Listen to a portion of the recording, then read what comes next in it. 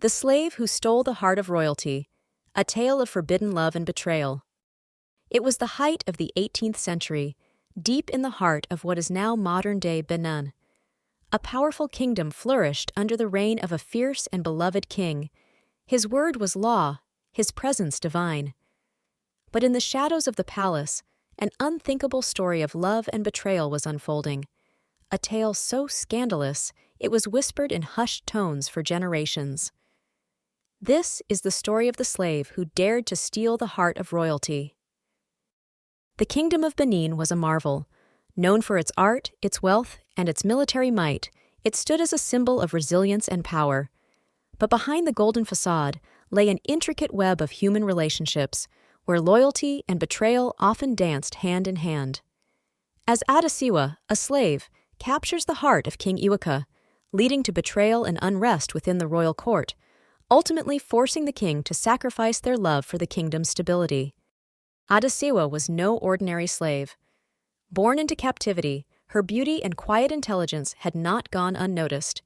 She had been brought to the palace as a gift from a conquered region, a living trophy of the king's conquests. But little did anyone know, Adesewa would become more than a mere servant. She was destined to become the heart of a storm that would shake the kingdom to its core. King Eweka was a man of power and discipline. His rule was unchallenged, and his life was dictated by duty. Yet, even kings are not immune to the whims of the heart. The fateful meeting happened on an ordinary afternoon. Adesewa trips while serving a group of nobles, spilling wine. Gasps fill the room. The king notices her for the first time. It was a simple accident, but it changed everything. When Eweka's eyes fell on Adesewa, time seemed to stop. Her striking beauty, her vulnerability, and the fire in her eyes stirred something in him, something he could not ignore. What began as fleeting curiosity soon blossomed into a forbidden romance. Eweka and Adesewa's love grew in secret, defying the rigid norms of the palace. For a king to fall in love with a slave was not just unheard of, it was treasonous. The scene darkens, and whispers of discontent ripple through the court. But love knows no bounds, and the king's infatuation with Adesewa began to disrupt the delicate balance of power. The queen, Eweka's first wife, was not blind to the affair, nor were the palace advisors, who feared that the king's judgment was being clouded. It was only a matter of time before the affair sparked outright rebellion.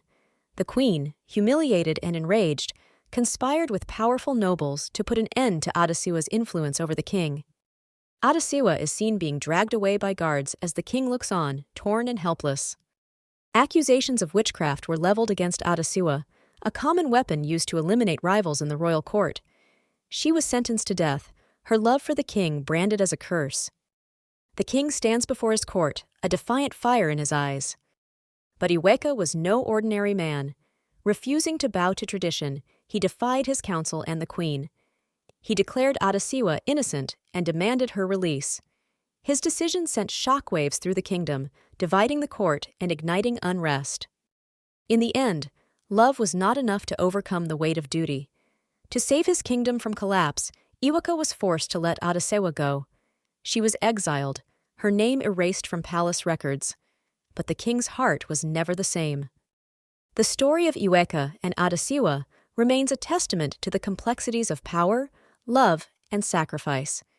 It is a reminder that even the most powerful among us are vulnerable to the forces of the heart. And though their love was forbidden, it left an indelible mark on the history of a kingdom.